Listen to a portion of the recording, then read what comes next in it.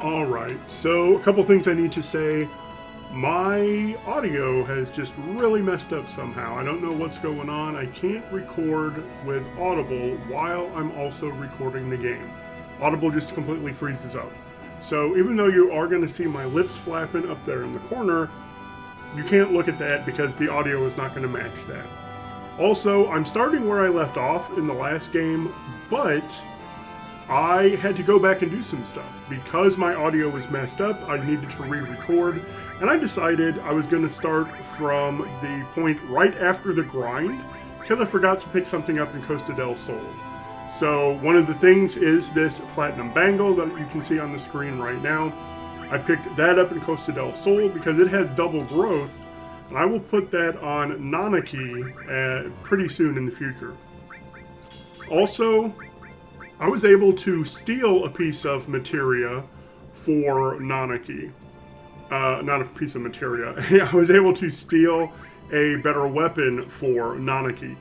He is going to be forced into my party soon, so I want to give him a pretty good leg up. So basically here, I'm just kind of explaining that, and now I'm going to go ahead and put NATTAK in so that I can adjust his equipment. Platinum bangle for the double growth, and then diamond pin is the weapon that I stole.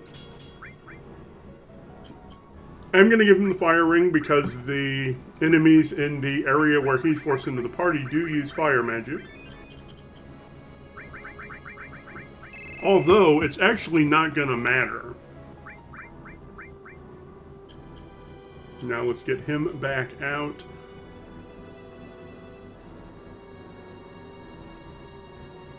Now there is a part coming up, and here's where I remember, oh yeah, I need to have everybody wearing their white capes because of some enemies in this area.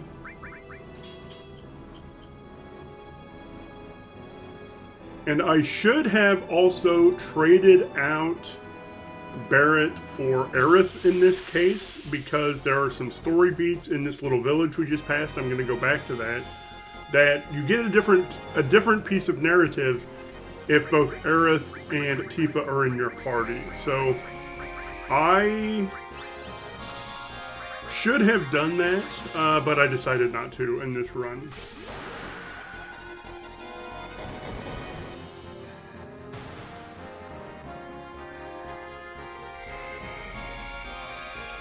These enemies here can petrify you. That counter over their heads there is saying I have 30 seconds until they're petrified. That's not actual 30 actual seconds. The timer doesn't run exactly that way, but as that counts down, if it gets to 0, they would be petrified.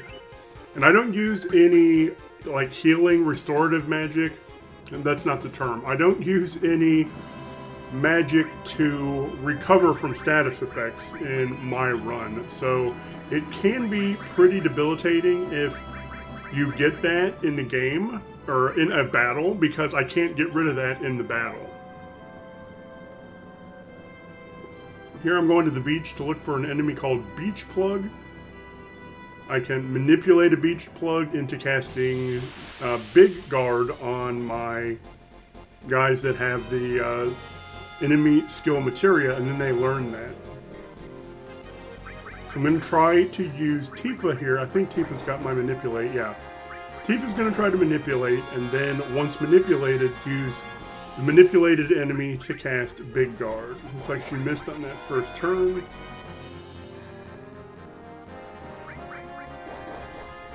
Missed again.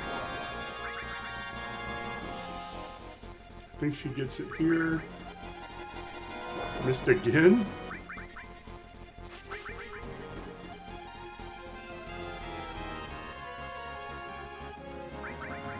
Alright, so you have to manipulate, and now next time it comes around to Tifa, I use Big Guard on my guys.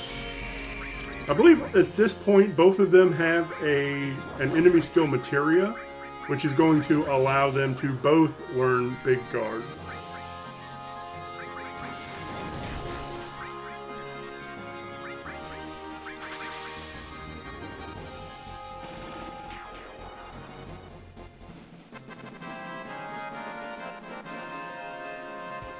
Big Guard gives you haste and barrier, which is damage reduction.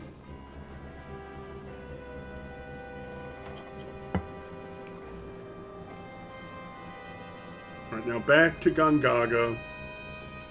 There's 2 pieces of materia I need to pick up here in Gongoga, and there's a battle, a story battle with the Turks, and this is where I would have that really important story beat, but like I said, I decide to not do it.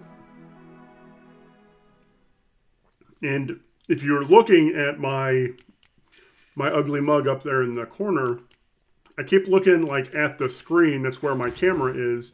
I am looking to see and trying to fix that that audio issue. I could not figure out why it was doing it. Basically, Audible is just slowing down to a crawl while this recording software is active, is open.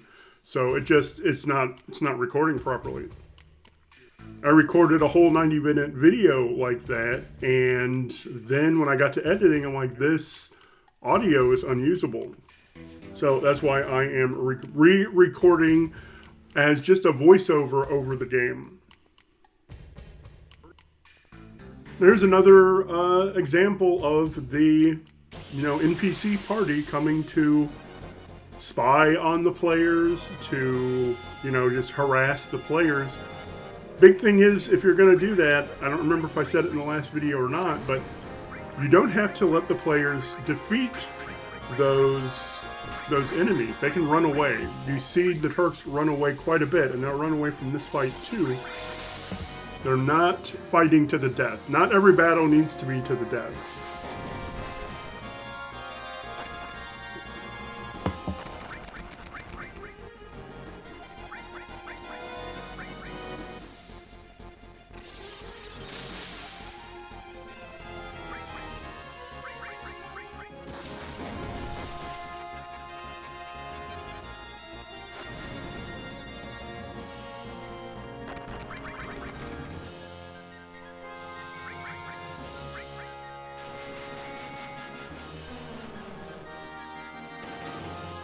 There I was testing to see if that would work on them. It clearly did not. And there they go. They're going to run.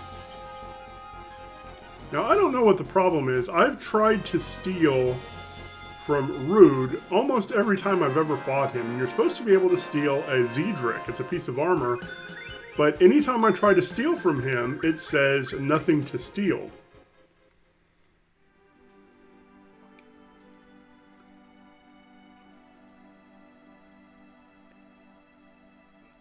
A spy? Who could the spy be?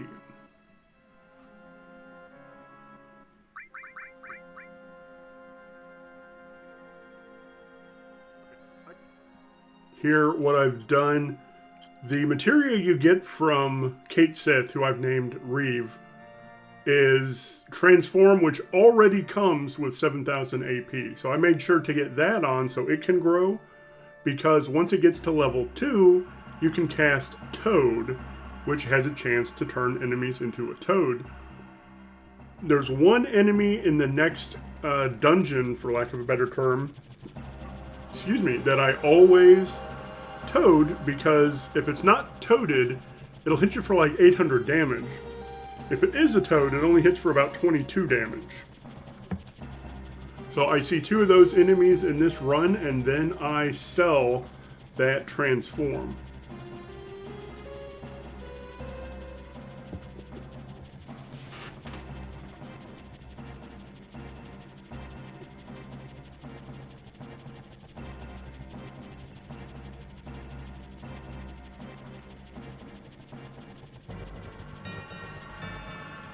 I like this next exchange between Scarlet and Sang. She makes fun of oh, what's his name? Heidegger. I couldn't think of his name. And then she's like, oh, sorry, I forgot he's your boss.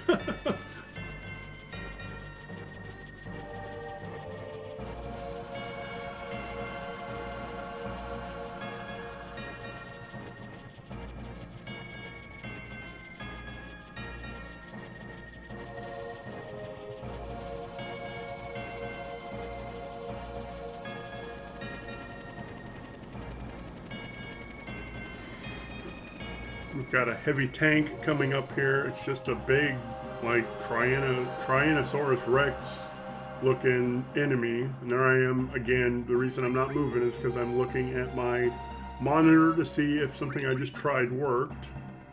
Here we're going to grab the Titan Materia. It's an Earth-based summon, and that's going to help me a little bit later in the game. Here's a heavy tank. Now these things you can morph into a power soul, not a power soul, into a, what do you call it, the drinks, and a source, a power source. And once I get a better weapon for Yuffie called the Conformer, usually what happens when you use the morph materia, it does only like 1/8 the damage the weapon would normally do. But I don't know if it's intentional or Yuffie's weapon called the Conformer, you can use that weapon and it does full damage. So you don't have to screw around with trying to get the enemy to low HP so you can morph them. Just attack with Yuffie every time and it will morph them. You can get power souls from those things. It's kind of a long grind though. Now I can duplicate it, but the timing on it is really tricky. And I'll discuss that when I show you item duplication. That doesn't come for a very long time, almost right at the end of Disc 2. And right now, we're still only about maybe 2/3 into Disc 1. This is an enemy that could turn me into a frog, which really just slows this battle down. That's why I put those white capes on. That makes me immune to Toad, or Frog. And because I'm immune, it'll still put me to sleep, like you'll see right here. But that frog song is an enemy skill that I can learn, so I did learn it.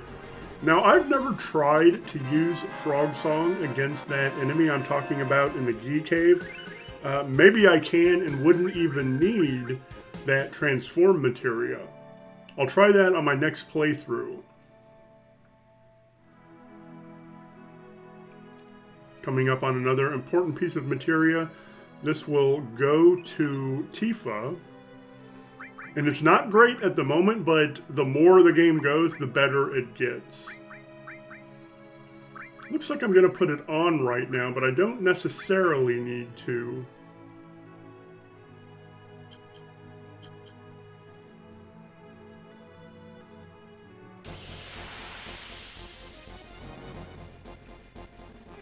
Death Blow reduces your accuracy by a bunch. It's like only 1/3 is accurate. It lowers your accuracy to about 1/3. But when it hits, it always crits, and a crit is double damage. So about 1/3 of the time, you get double damage. Now, that's not good odds, right? There are ways to increase her accuracy later on to the point where she's hitting every one of them. There's also a piece of materia we're going to get right near the beginning of Disc 1, or right near the beginning of Disc 2, called Added Cut. And you link that to Death Blow, and then when you use Death Blow, she'll do her Death Blow, and whether it hits or misses, she then follows that up with a regular attack, with an Added Cut. So that is really nice to have, because when it hits, you basically get 3 times the damage. You get your doubled damage from the Death Blow, and then your normal damage just from an attack. So it's nice to have, especially that little combo. Later on, we're going to get a new weapon for her called the Power Soul, which doubles her damage while she is in critical health, or near death is what they call it. Now, there are 2 different statuses there. If she has death sentence on her, she is near death, so that doubles her damage. And if her HP is in yellow, which is 25% of your max HP, she's near death. And each of those double. So you get double from Death Blow, that's doubled by Death Sentence, doubled again by yellow HP, which means you're getting 8 times the damage. She ends up being an absolute monster when it comes to damage later on. We're going to get a piece of equipment for her, an armor called the Misteel, which greatly increases her hit percentage. So now she is doing her double damage with Death Blow plus her normal damage. I'm also going to get a piece of materia for her called Luck Up. When that grows to max, you're getting like 50% more luck, and her normal hits are going to start critting more often too. So she gets an auto crit plus more from Death Blow plus her normal hits are critting. She just is going to end up dealing a ton of damage. Now, I went into that specific hut for that specific treasure chest. That chest had X Potion, and that's going to help me one-shot a boss in not too long here when we get to Cosmo Canyon. Now there was, maybe I didn't do it on this game. So interestingly, I'm actually playing this game concurrently on 3 different game systems. I've got original PS1 hardware that I'm recording this game with. I'm playing it on my Nintendo Switch because it's faster. And I'm also playing it, I don't know if you remember 3 or 4 Christmases ago, they put out that PS1 emulator. It's like a little mini PS1. It's shaped like a PS1, and it's just an emulator running a bunch of, PS1 games. And I'm running Final Fantasy VII on that as well. Why am I doing that? I don't know. I toyed with the idea of using that emulator to play this instead of PS1 hardware, but the way it ended up working out, I just happened to be talking to my brother who said, hey, wait, I've got one of those in my garage. I said, yeah, I'm definitely going PS1 hardware here. So interestingly, I just remembered, even though I'm just recording while I'm watching back video, I do have my PlayStation on. Let me turn that off real quick.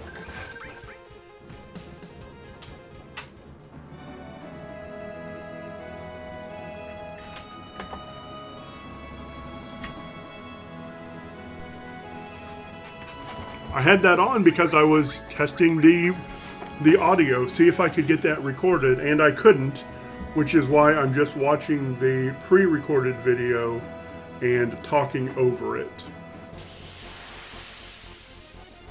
Also, I do want to say there's a good possibility that this will be my last video in this series. Maybe, maybe not. I'm not getting many views on this, and I ask for feedback every single video. I say, hey, give me feedback. Do you like this? Do you not like it? And no one ever leaves a comment. So, I mean, that speaks as well as someone saying, I don't want this. So this will probably be my last episode. What I might end up doing, though, is just do some bosses or dungeons when, like, a dungeon comes around. And they're not, like, literally dungeons in this game, although a couple of them are, but I might just do that and then talk about, like, dungeon design. To be fair, though, all of these dungeons are basically just straight linear, but they're still interesting to talk about. There aren't any real puzzles in this game like there are in some other games. Like, some games just have ridiculous, crazy puzzles you have to accomplish to get through certain areas. Nothing like this really, or nothing like that really in this game. But here my buggy has broken down, and I'm going to go into the only local place here. This is Cosmo Canyon. This is where NATTAK is from.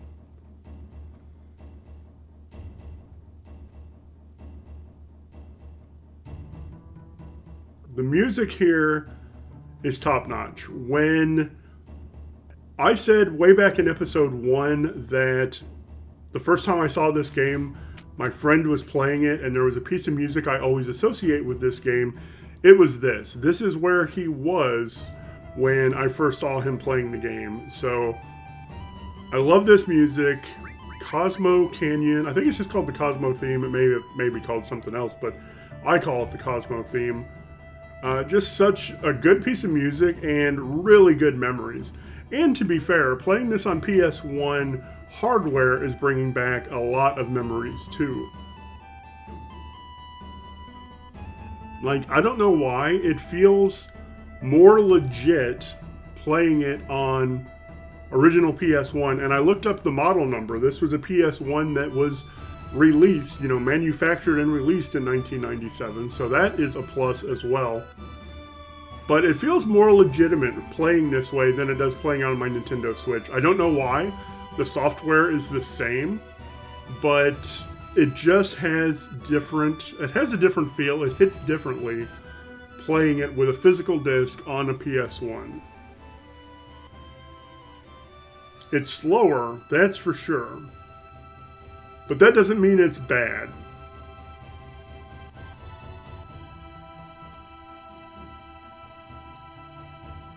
Here I am, I think, looking at settings again, trying to figure out if something I just did will affect the recording, and it doesn't, so I just continue.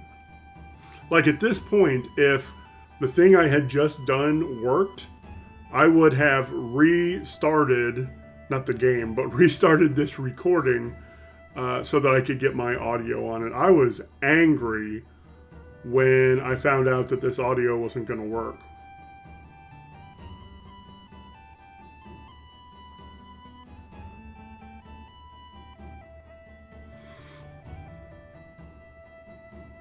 This is also just one of my most favorite places in the game. It looks interesting. The sound is fantastic. We have a really cool dungeon here with a really awesome exploit.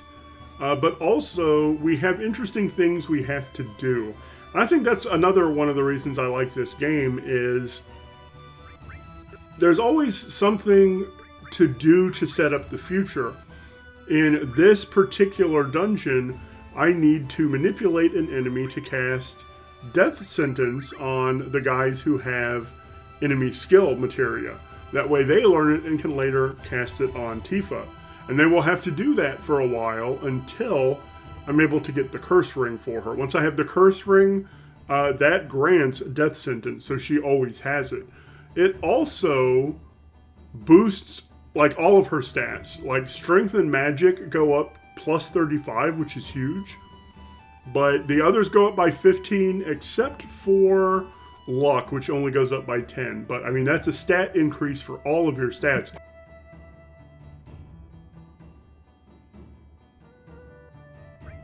A pretty significant increase.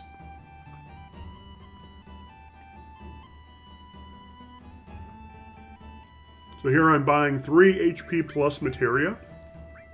They cost 8,000 each, which is another one of the reasons I do that large grind. I want to make sure I have the funds to buy that with no problem. Before I started doing that long grind, I would get here and it would be difficult to spend that 24,000. I'd have to sell stuff I didn't want to sell.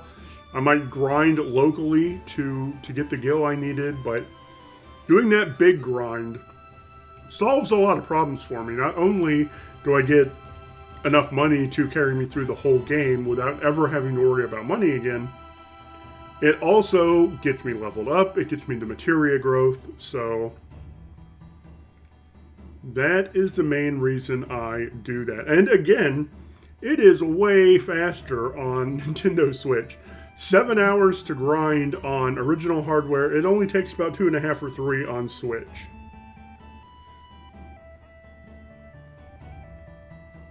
It's also easier for me to pull off that glitch on Switch. The Switch glitch. Shouldn't say it that way. It's not a glitch for Switch. It is a glitch that is in every copy of the game.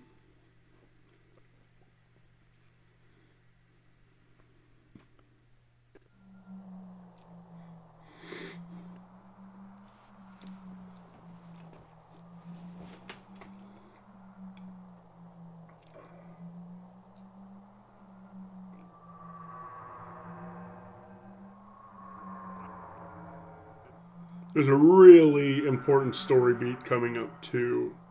It's not even important, I shouldn't say that. It's not important to the overall story, but it is a fun story beat. And I know when I was recording this, I was talking about how to use this in tabletop. When we get there, I'll talk about it.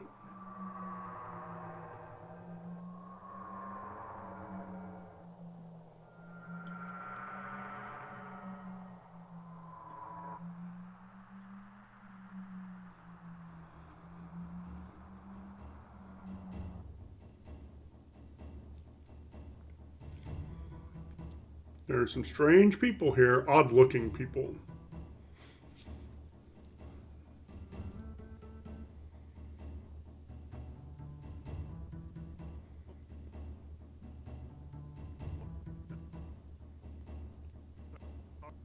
So only 3 can fit in the machine, but 4 people end up there. That's funny.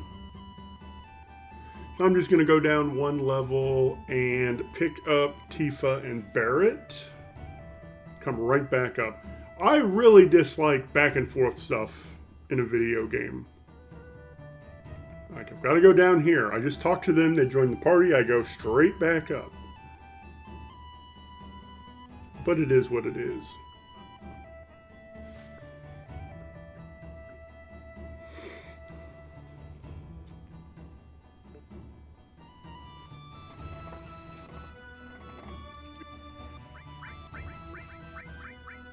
Put Tifa in the middle.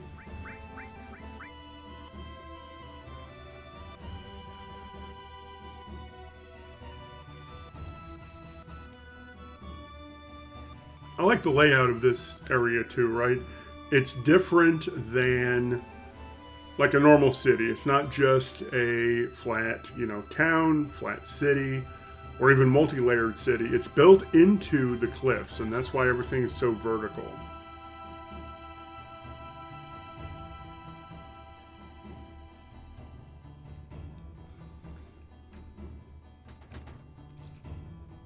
Adding verticality is difficult in a tabletop game, but if you do it well, it's really fun.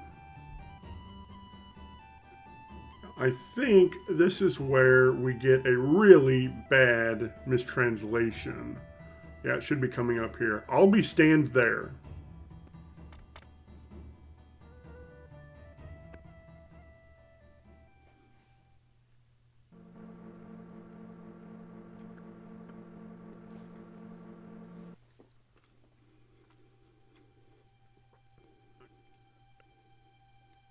Now, only 3 people can fit, but there are 4 people up there right now.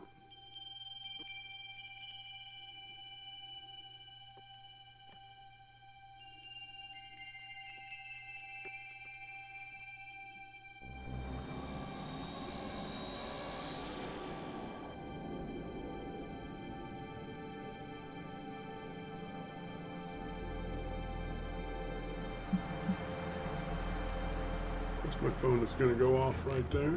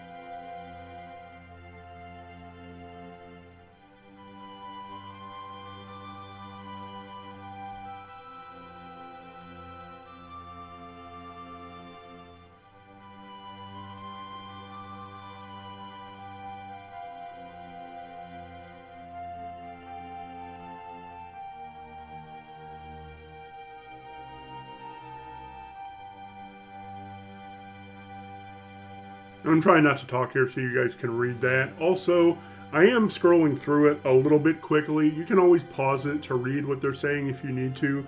I apologize for that. I get in the habit when I'm playing this game to just smash through the dialogue boxes. So I'm trying, but sometimes I just get in the habit of just going through them too quickly.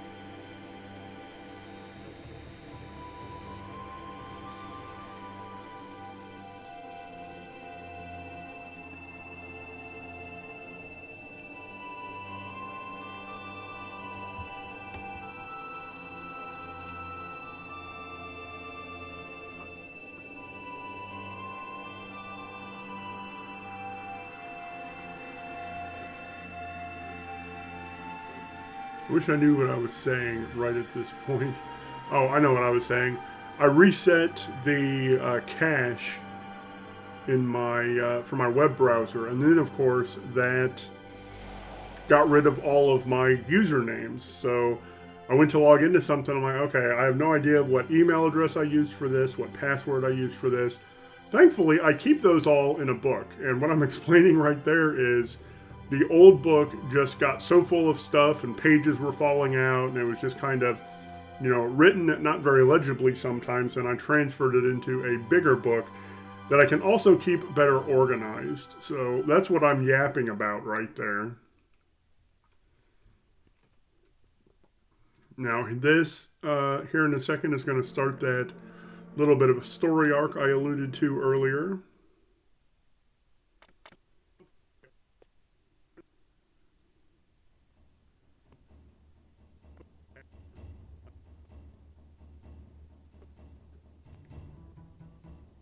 His father a coward? Is that what he's been thinking all these years? That leads to a really fun little story moment. And what I wanted to talk about here, and I know I ended up talking about it during the recording, but sometimes the players give you a gift, and that gift is, I don't know this part of my backstory. I don't know what happened to my father. I don't know why, you know, I was left with those people, etc.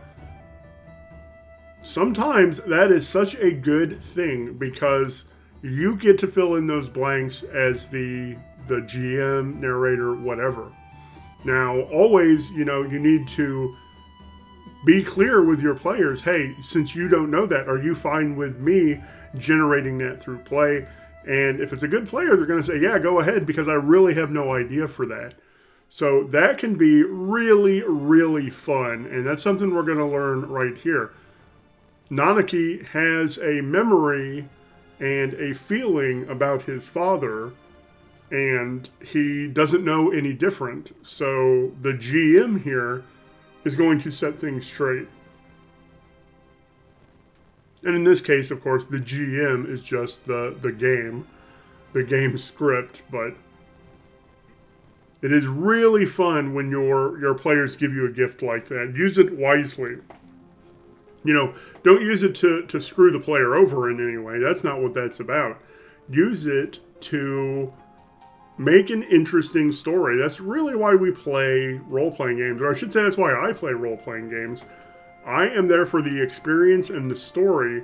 And when really good story beats come out of it, it is so exciting and so much fun. So yeah, use that gift wisely if a player gives it to you, because it can be really powerful, but also really, really fun.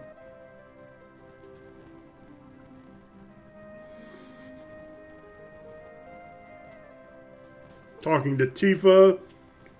Tifa has a lot of things she's hiding from us, and we get little glimpses of it by the way she talks.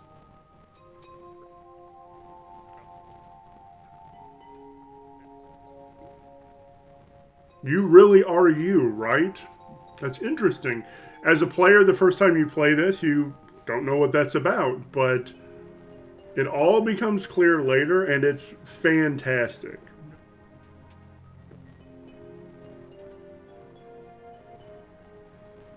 You really can't forgive your father. Of course not. He let my mother die. When the G attacked, he ran away like a coward. That is what he knows. That is what he remembers. But Bugenhagen is going to set the record straight. Now, NATTAK is forced in the party. I can't take him out, and I am going to take Tifa with me. For the main reason, there is a point right at the end of Disc 1, beginning of Disc 2, where I swap Barrett out of the party permanently and put Sid in. The reason for that is I need Sid gaining levels and catching up to the rest of the party, because he will actually get his triple growth weapon first. Cloud will get one much later, but having triple growth on Sid is great. I mean, it makes materia growth so much faster, and I don't want to wait until he gets it to swap him into the party, because I need him to catch up on levels. And by the time he gets that, like, all of my main characters are at the same level. So my leveling strategy works here. It's the thing that I've been, you know, developing over the plays because I play it every month. But sometimes I'll try something different with a run. I will swap a character out, try different materia.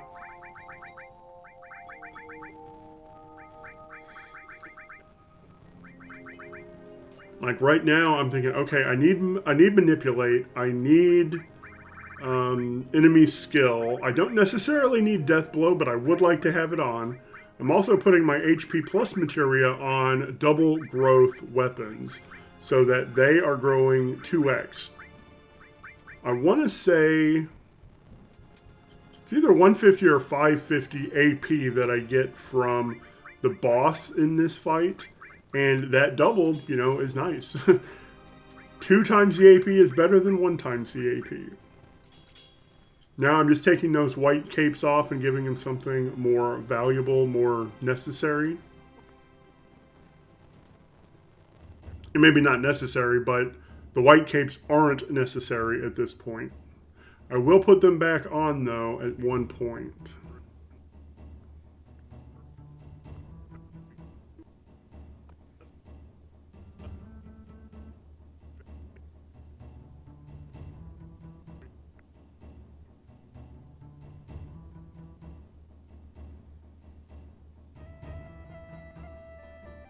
Now we're going to go up and up and up and meet up with Bugenhagen.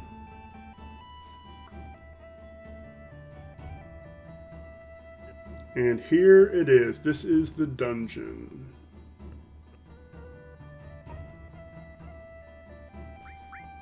And I call it a dungeon. It's not actually a dungeon, but it's the closest thing as we get to a dungeon in this game. Temple of the Ancients might be considered more of a dungeon, but I've always just called this the dungeon.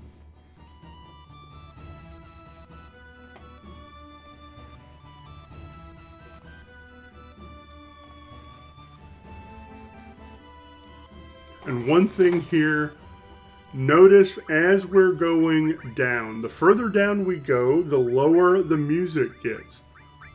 And I think that's so brilliant. Also, you might notice there I've got 2 right arms. When I had to re-record that section from the grind to where this video began, I was able to steal 2 more right arms. I would like to hold on to them until I get the materia that lets me duplicate. I don't know that I'll be able to, but I'm going to try to. Right now, all I'm doing is going back down to that save point so I can use a tent and get everyone up to max health. And that's why I say that's broken. If I didn't have that, we would be going into this dungeon with pretty high health, but you notice their MP was way down. That tent allows me to get back up to full health, full MP, and it's going to make this dungeon easier.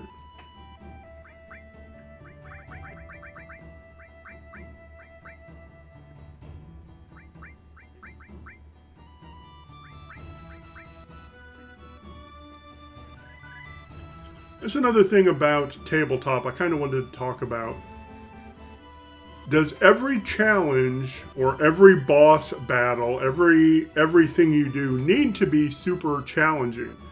Sometimes, and I've got players like this, my friends, who just want to chuck dice and laugh and eat pretzels and drink beer, right?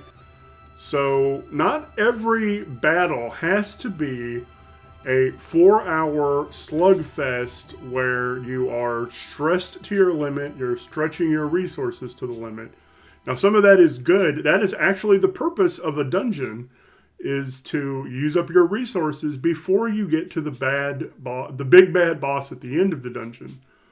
But it doesn't need to necessarily be such a draining experience. Sometimes it's fun just to chuck dice. And the challenge at the end of this dungeon is really not a challenge. I'll explain when I get there. Also, I'm going to check my materia here because I'm looking to see how far I need to go before my transform materia grows. It's on Tifa, I believe. I may have put it on Nanaki. No, it's still on her. So 230, but it grows at double AP, so I really only need 115. And so I go in here to break this open specifically to get into a fight. 2 rooms after the room I'm in right now, I need that to be at its level 2. Now here I'm talking about, I think there I accidentally healed myself. No, I did do it right. Those enemies are undead. So casting Cure Magic on them defeats them rather than healing them. And that's actually what we're going to use to beat the boss at the end of this level. Not that Cure 1, it's that item I picked up earlier. It's called X Potion. It restores your HP to full. But if you're undead, it does the exact opposite. Instead of giving him 550 HP, or 5,500 HP, it's going to deduct 5,500 HP, and I'm going to defeat him in a single action. I'm going to one-shot him. I was doing the cure thing there. None of these are undead. I thought at least the snakes were.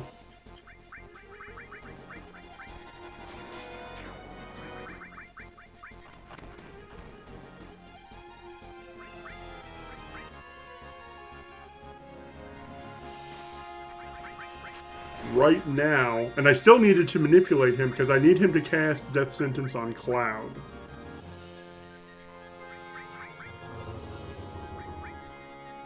That way he can learn it.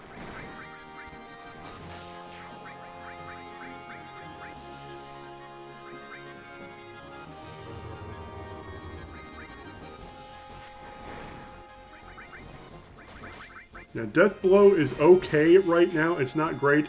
And I didn't even need for her to get Death Blow there. Or to get Death Sentence there. I don't even think she's using Death Blow at the moment. But there is going to be a point when I get her a weapon that does some crazy stuff called Power Soul. That's the one that if you are near death, your attacks get doubled and quadrupled. So I'm setting that up now by learning that skill, by getting her the stuff she needs so that when she gets that, she's a real powerhouse. I think right here I almost have it. I think 22 is left on there, so I need 11 more that's going to be doubled. Yep, it's got 22, so 11 more HP. That will grow into Toad. And I get that here on this next battle. Again, forcing that battle so I can get that. I had one more room that I could have waited to do that in, but I figured it was so close, I might as well go ahead and do it here. And here, these guys are undead, so she's going to cast Cure and Cure them to death. Oh, that was the one. I accidentally put it on my team. I needed to do it on the other team. The bad guys.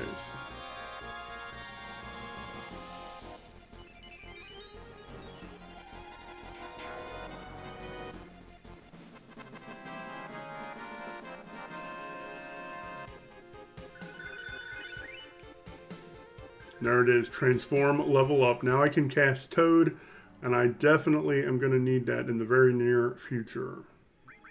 2 screens away from here.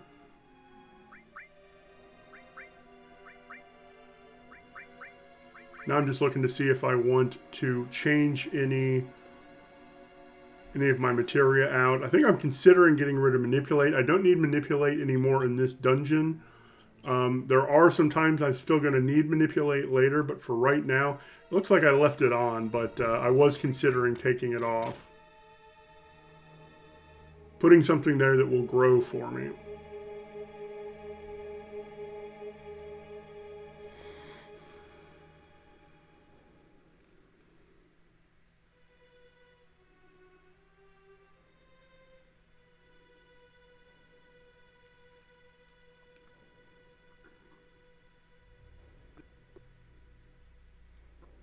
So looking to the left there, that slick looking place, if you run across that, you slide to the end and slam into the wall, and like spikes shoot out at you.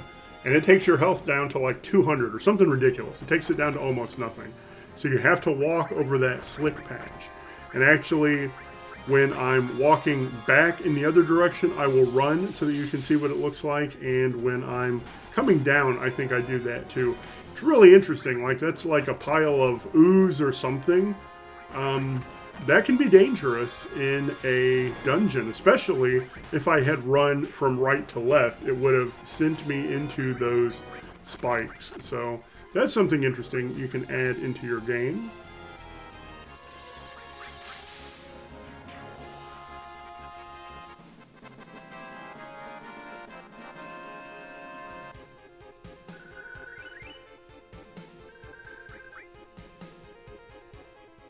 I'm going to be putting some little dungeons up on, there it is, you see how he slid there? I'm going to put some dungeons up on Drive-Thru RPG. I've been working on them, I still need to edit them and get the maps looking the way I want, but they're going to be based on, or at least partially based on, Final Fantasy VII. So there's so much cool stuff in here that I want to try to replicate in a tabletop dungeon. Don't know what I was saying right there. Yeah, here I've got to walk, and then when I go right, I'll run, and you'll see me slide again.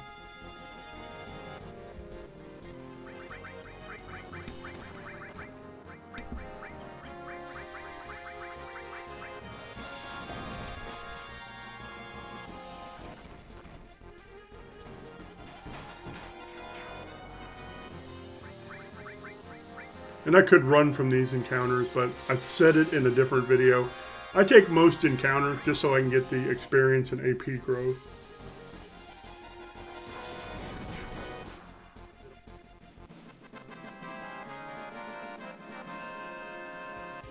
Well, I hope the mic didn't pick that up. That was my stomach growling.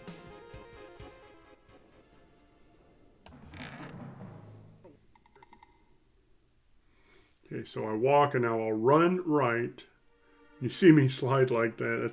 It's actually funny. I like that they did that. And them running into the wall like that with the spikes is really cool too.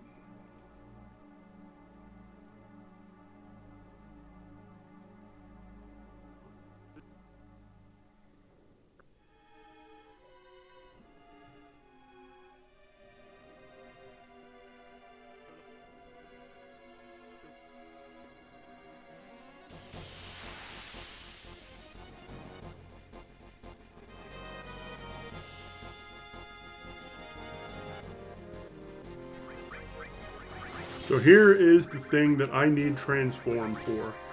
This thing called Stinger. Okay, he only hit me for 85 there. He will hit for 800 sometimes. So transform him into a toad, and he is much more manageable.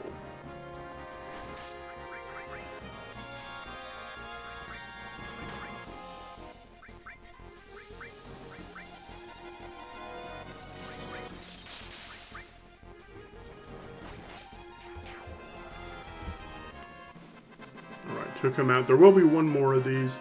I've got to walk all the way to the end of its web, and I don't get there and think, oh, here it is, but I get a different encounter that I have to get through before that guy. But here I am walking, and right here I think, okay, this is the last time I used Transform, but this isn't Stinger. This is another one of the little floaty guys.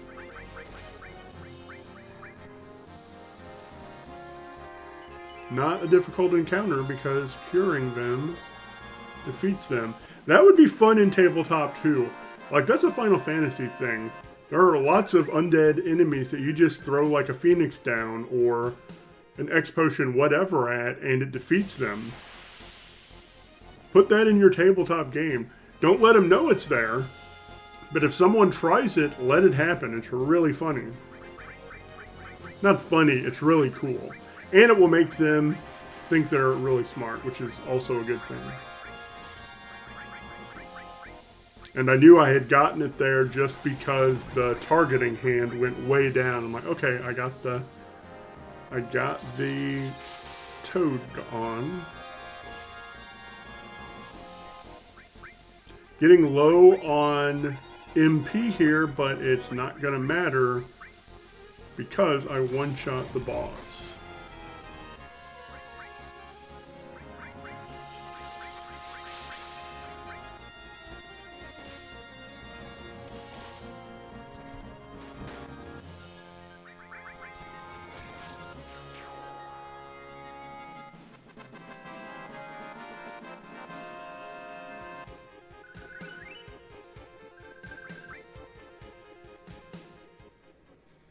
All right. This chest to the left has a turbo ether. Okay, I do go get it. I couldn't remember if I went and got it or not. I've got several of those. Sometimes I don't go get that. Sometimes I've had to use it right here. But that was actually before I realized that Cure 2 would defeat those other enemies. So I was using other magic, which just took longer and used up more MP.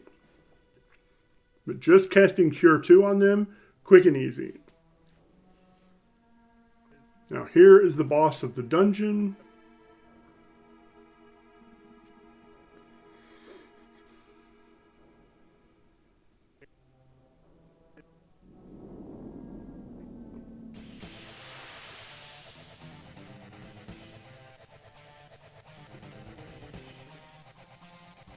So now this thing in the back is undead. I'm going to throw that X potion at him and it'll knock him out. These little fire things I don't even need to worry about. They are going to do a little damage to me, but like he has the fire ring, so it heals him instead. Or maybe that was the thing healing, I don't know, but it takes a while, but as soon as I can throw that X potion, I do, and I get the ring almost, the win almost immediately.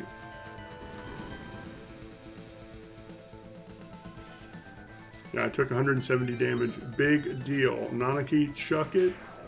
And he's dead. Now that battle was a huge wall for me when I first played this game. I tried several times, which sucks because the save spot is outside the cave, so you have to start back from that point and do the whole cave. Also, this Wiser staff here, that is a 4-slot double growth weapon for Aerith. And I will put that on her when she's forced into my party.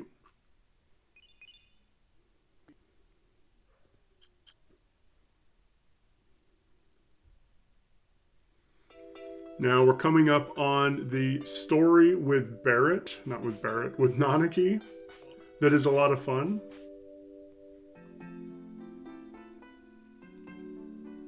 And this is really, really good. This character thought his father was a coward who left everyone in their village to die.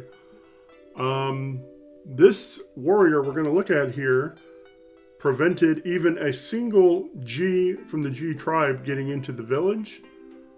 And he was never able to return home.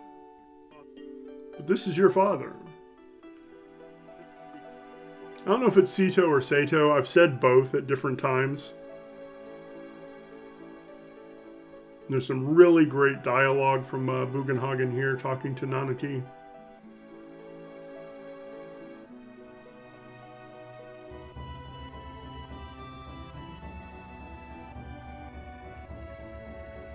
He continued to fight the tribe here to protect this canyon. Even as their poisonous arrows turned his body to stone. Even after they all ran away, he continued to protect us. He still continues to protect us.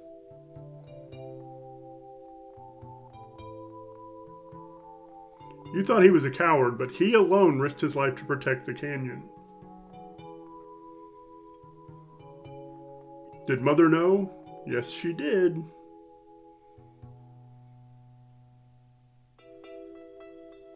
So that would be an amazing moment in your tabletop game if you can pull that off. If a player says to you, you know, I don't know what happened to my father back in the day, make his father either a real bastard who did some really bad things and now they're kind of correcting the mistakes, or make him super heroic so that that character, that player, can get some real satisfaction out of this new information.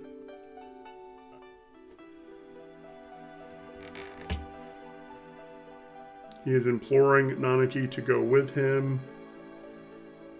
Or with the party, I should say.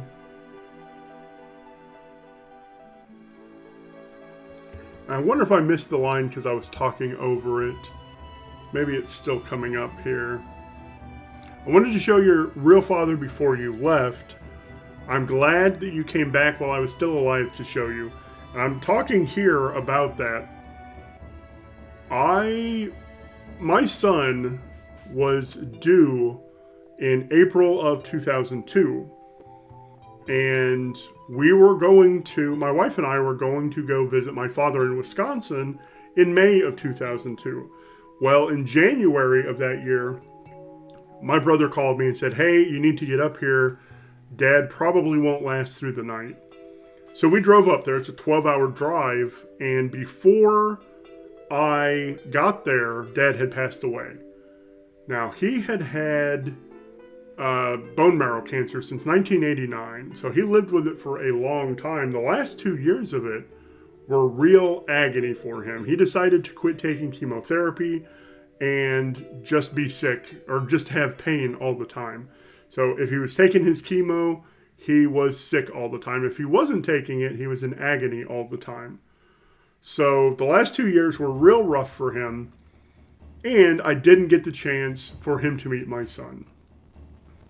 Now, my son was born in April. He was born when he was due to be born, exactly 3 months from the day that my dad died. So my dad didn't get to see him, and even if he did get to see him, my son wouldn't have remembered my dad because he still probably would have passed away while my son was really young. But that line from Bugenhagen, that is a really long way. Sorry to gush and ramble on about this, but that is a really long way to say that line from Bugenhagen really hit me as an adult. As a 17-year-old, my dad was still alive. So it didn't hit as hard then, but now as an adult who went through that with my dad, that line really hits hard.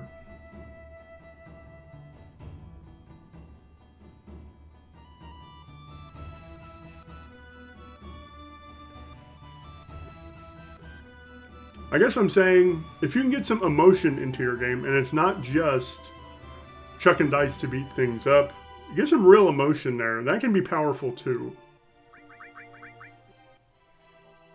Also, I can't believe I haven't said it now, which means probably no one's going to see it or going to hear this because I'm so far into the video, but check out my other channel, Solo Marvel Champion, linked in the description. On that channel, I play a card game called Marvel Champions, where I am taking Marvel heroes up against the big bad villains of the Marvel Universe. Sometimes playing this game and getting into those boss battles, getting my materia and equipment the way I want it for those fights, is like playing Marvel Champions. I will sometimes build a hero specifically to take on a hero, and that is what it feels like, or to battle a villain. And that's what it feels like. I am setting their equipment, setting their materia to get them ready for that fight. So some similarity there with the boss battle. Not exactly, it's not one for one, but sometimes it feels that way. Here I think I'm just messing around with materia. I had to get Barrett back in the party. I'm giving him the materia he needs. I think I decide against putting an enemy skill back on him. And right now I'm deciding what I want to grow at double rate. So I've got the Choco Lure, the HP Plus, and an all up there.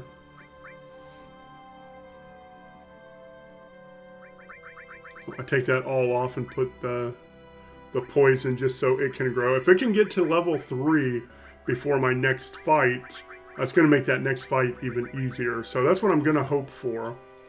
I wish I would go over that again, go over that materia so I could see what it needed to grow. But That is the plan, to get that up to Bio 3 by the time I get to my next big boss battle. Now I'm driving poorly to the next location. It's Nibelheim.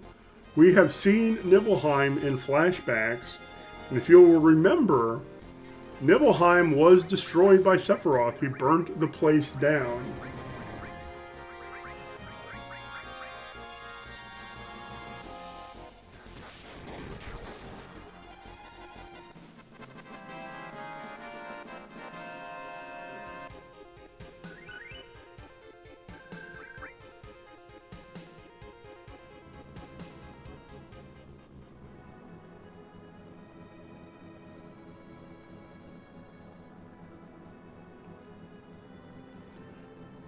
Doesn't look like that little village up there is burnt down, though, does it? Also, talking about this buggy here, and we will get more vehicles later, but transversal in a tabletop game can be really interesting, too. Here I just save it in the episode, but think about that. Put obstacles in their way that they need, certain abilities or knowledge or vehicles to get past. That lets you make a big world, but portion it off into smaller pieces that they can only deal with, as they're able to deal with it. You see that in almost every JRPG, right? As they get more abilities, more equipment, more vehicles, whatever, they're able to traverse the world more. And I'd really like to see that in a tabletop game. Also, you see that in like Legend of Zelda, right? You go into a dungeon, you can't get through an area, but then you go down the stairs and get the ladder, whatever, and now you can traverse this dungeon a little better. All right, that is enough yammering today. Thank you so much for watching. Hopefully, I'll get my audio issues fixed for the next time. If not, it might just be another talk over like this. Thank you so much for watching, and I hope you have a great day.